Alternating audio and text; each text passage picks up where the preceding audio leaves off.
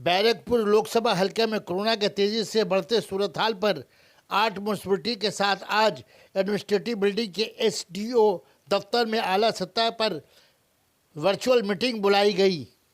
इस मीटिंग में DM Sumit Gupta, SDO Abhro Adhikari, Barrackpore commissioner of police Manoj Verma, Naihati विधायक पार्थो भौमिक, जगदल विधायक सोमनाथ श्याम, बेजपुर विधायक सुबोध अधिकारी, बैरकपुर विधायक राज चक्रवर्ती के अलावा सभी थाने के आला अफसरान मौजूद रहे।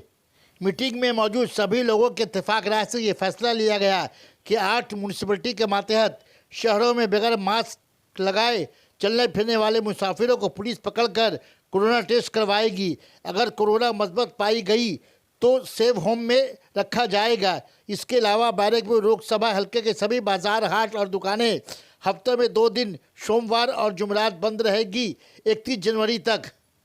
नुमाइंदा एकरा उर्दू न्यूज़ शेख सैफुल्ला की रिपोर्ट। सना medical hall,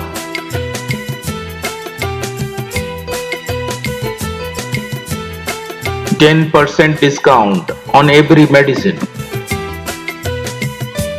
Oxygen cylinder also available.